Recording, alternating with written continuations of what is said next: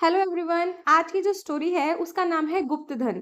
इसमें मुंशी प्रेमचंद जी ने दो चीजें समझाने की कोशिश की है। पहला ये कि आप कितनी भी कोशिश कर लो, किसी की किस्मत का उससे नहीं छीन सकते हो।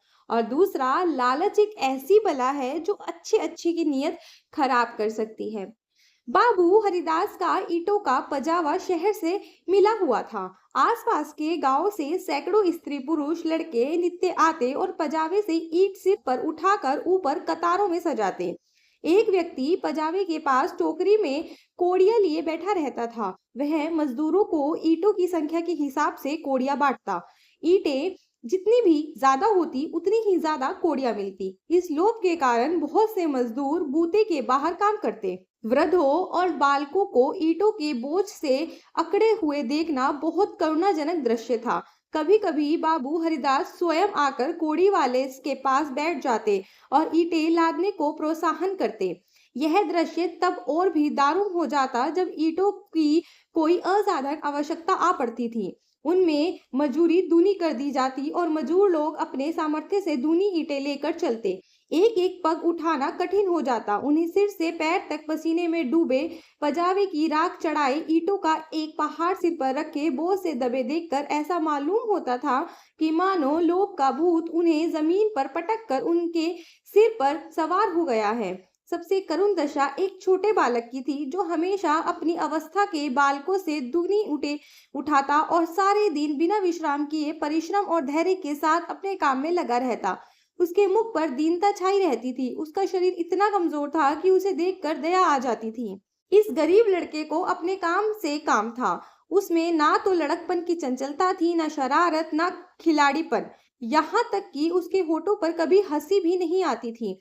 बाबू हरिदास को उसकी दशा पर दया आती। कभी कभी कोड़ी वाले को इशारा करते कि इसे हिसाब से अधिक कोड़ियां दे दे।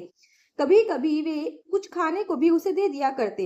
एक दिन बाबू हरिदास ने उस लड़के को बुलवाया और उसे अपने पास बिठाकर उसके हाल समाचार पूछने लगे। तब उन्हें ज्ञात हुआ कि उसका घर पास के गांव में है। घर में उसकी बूढ़ी माता के सिवा कोई और नहीं है। वह भी किसी पुराने रोग से ग्रस्त रहती है। घर का सारा भार इसी लड़के के सिर पर था।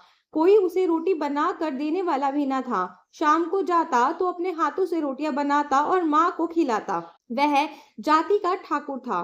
किसी समय उसका कुल धन धान्य से संपन्न था। लेन देन होता था और शक्कर का कारखाना चलता था। कुछ जमीन भी थी, लेकिन भाइयों की स्पर्धा और विद्वेष ने उसे इतना हीनावस्था में पहुंचा दिया कि अब रोटियों के लाले पड़े हुए थे। लड़के का नाम मगन सिंह था। उस लड़के की व्यथा जानकर हरिदास ने उससे पूछा, बेटे, गांव वाले तुम्हारी कुछ मदद नहीं करते? मगन बोला, वे क्या मदद करेंगे? उनका वश चले तो वो मुझे ही मार डाले। सब समझते हैं कि मेरे घर में रुपए गड़े हैं। हरिदास ने उत्सुकता से पूछा, पुराना घराना है, कुछ ना कुछ तो होगा ही। तुम्हारी माँ ने इस विषय में तुमसे कुछ नहीं कहा?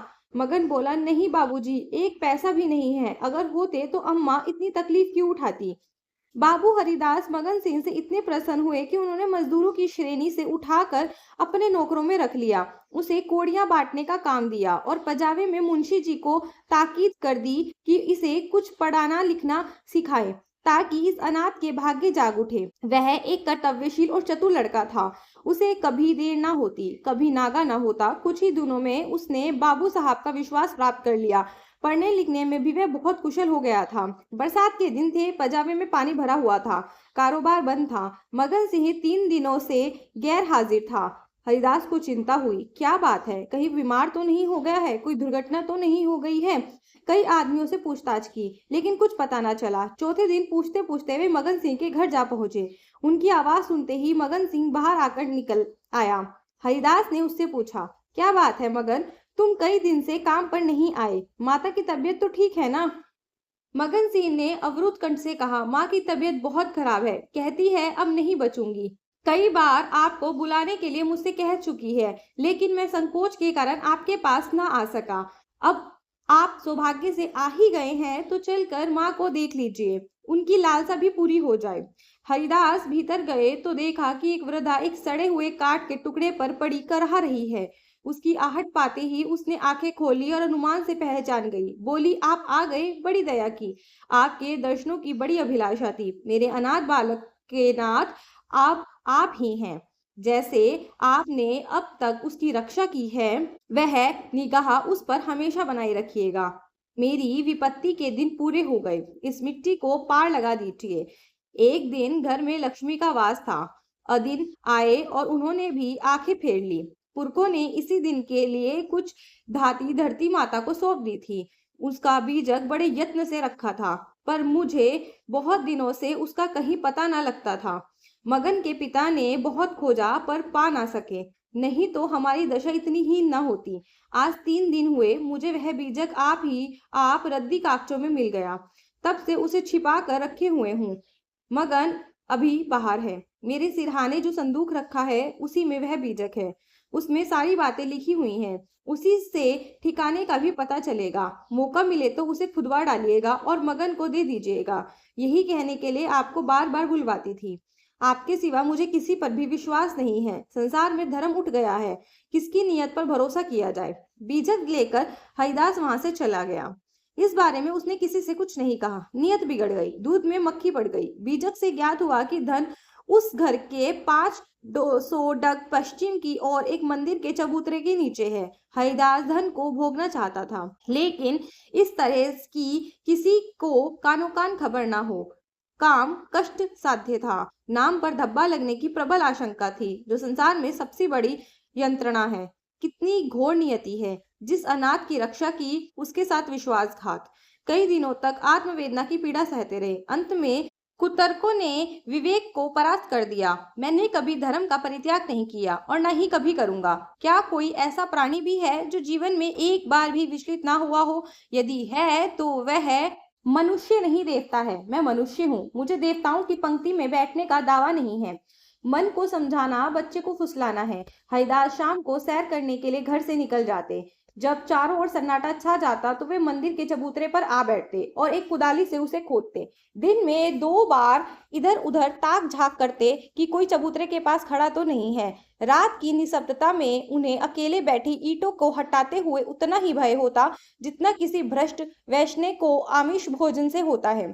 चबूतरा काफी लंबा चौड़ा था। उसे खोदने में 1 महीना लग गया। अभी आधी मंजिल भी तय न हुई। कुछ दिनों में उसकी दशा उस मनुष्य की सी हो गई जो कोई मंत्र जगा रहा हो। चित्त पर चंचलता छाई रहती, आंखों की ज्योति तिर हो गई। बहुत गुमसुम रहते, मानो ध्यान में हो। किसी से बातचीत ना करते। अगर कोई छेड़ कर बात करता तो झुंझला पड़ते, पजावे की ओर कभी कभार जाते। विचारशील पुरुष थे। आत्मा बार बार इस कुटिल व्यवहार से भागती। निश्चय करते कि अब वह चबूतरे की ओर नहीं जाऊंगा, लेकिन शाम होते ही उन पर एक नशा सा छा जाता।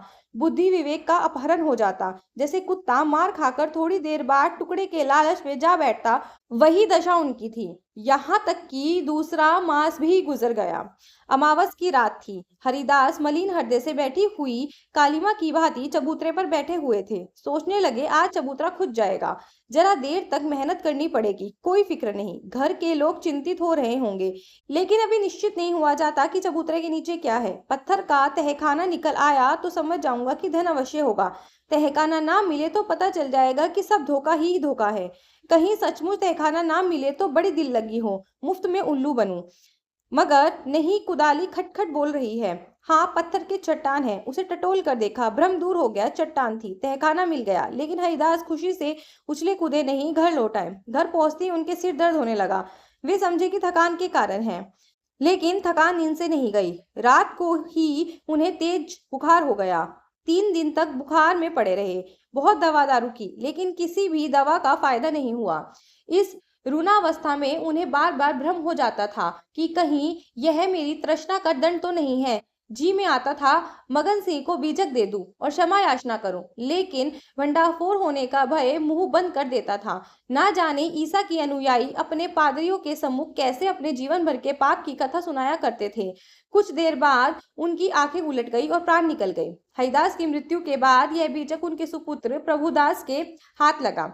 बीजक मगन सिंह के पुरखों का लिखा हुआ है, उसमें लेश मात्र भी संदेह ना था। लेकिन उन्होंने सोचा, पिताजी ने कुछ सोचकर ही इस मार्ग पर कदम रखा होगा।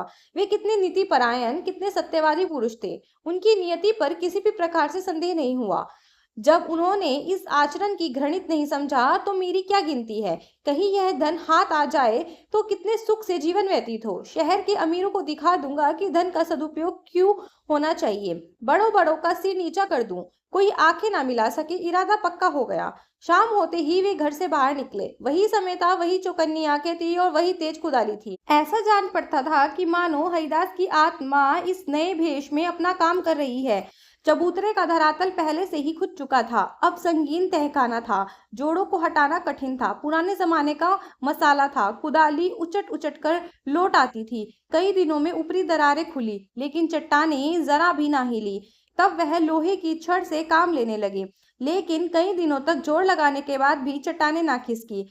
सब कुछ अपने ही हाथों करना था, किसी की सहायता भी नहीं मिल सकती थी। यहाँ तक कि फिर वही अमावस की रात आई। प्रभुदास को जोर लगाते हुए 12 बज गए और चट्टानें भाग्य रेखाओं की भांति अटल थी। लेकिन आज इस समस्या का हल करना आवश्यक था।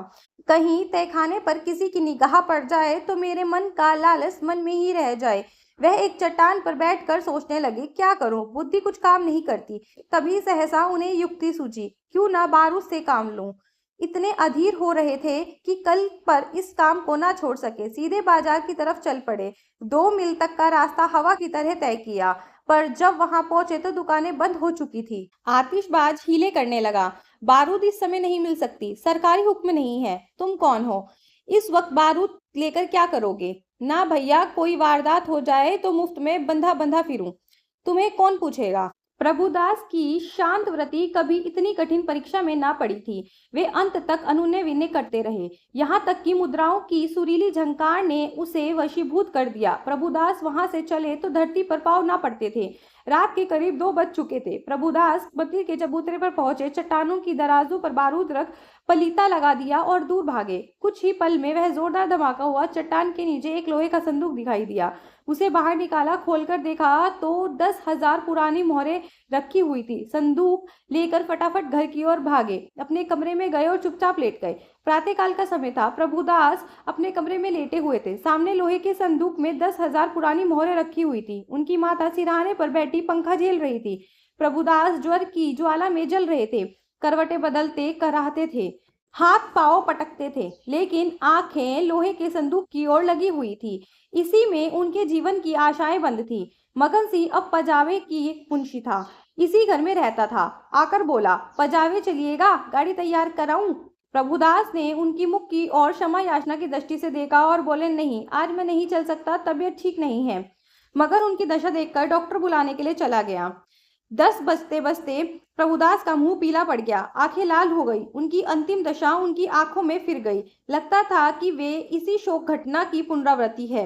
वह देवताओं की मनोतियां मना रही थी, लेकिन प्रभुदास की आंखें उसी लोहे के संदूक की ओर लगी हुई थी, जिस पर उन्होंने अपनी आत्मा अर्पण कर दी थी। उनकी पत्नी आकर उनके पेताने बैठ गई और बिलक बिलक कर रोने लगी। प्रभुदास की आंखों से भी आंसू बह रहे थे, लेकिन वे आंखें उसी लोहे के संदूक की ओर निराशापूर्ण भाव से देख रही थी। डॉक्टर ने आकर बोला, दवा दी और चला गया, पर दवा का असर उल्टा हुआ। प्रभुदास के हाथ पांव सर्द हो गए, मुख निस्तेज हो गया, हृदय की गति मंद पड़ गई और आंखें संदूक से ना हटी। मोहल्ले के लोग जमा हो गए। पिता और पुत्र के स्वभाव और चरित्र पर टिप्पणियां होने लगी। दोनों शील और विनय के पुतले थे, किसी को भूल कर भी कड़ी बात ना कही। प्रभुदास का संपूर्ण शरीर ठंडा हो गया था। प्राण था तो केवल आंखों में। वे अब भी उसी लोहे के संदूक की ओर सतृष्ण भाव से देख रही थी। घर में कोहराम मचा हुआ था। माँ और पत्नी दोनों फूट फूट कर रो रही थी। मोहल्ले की स्त्रियों ने समझा रही थी। अन्य मित्रगण आंखों पर रुमाल जमाए हुए थे। जवानी की मौत संसार का सबसे करुण, सबसे अस्वाभाविक और भयंकर दृश्य है। यह वज्रघात विधाता की निर्दयी लीला है। प्रभुदास का पूरा शरीर प्राणहीन हो गया था, लेकिन आंखें जीवित थी, अब भी उसी संदूक की ओर लगी हुई थी। जीवन की तृष्णा का रूप धारण कर लिया था। सांस निकलती थी, लेकिन आस नहीं निकलती। इतने में मगन सिंह उसके पास आकर खड़ा हो गया। प्रभुदास की निगाहें उस पर पड़ी। ऐसा लगता था मानो उसके शरीर में फिर रक्त संचार हुआ।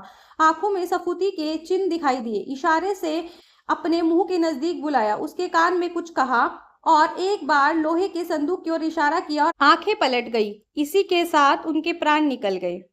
आपने देखा कि जिस संदूक को पाने के लिए पिता और पुत्र ने अपनी जान गंवा दी, और वो आखिर में उसी को मिला जिसके भाग्य में था। इसीलिए कहते हैं कि कोई इंसान आपके भाग्य का लिखा आपसे छीन नहीं सकता, चाहे कोई कितनी भी कोशिश कर ले। आई होप ये स्टोरी आपको अच्छी लगी हो। अगर अच्छी लगी तो इसे लाइक कर देना, शेयर कर देना। चैनल पर पहली बार आए हो तो इसे सब्सक्राइब किए बिना बिल्कुल मत जाना। मिलते हैं एक नेक्स्ट स्टोरी के साथ, तब तक के लिए बाय बाय।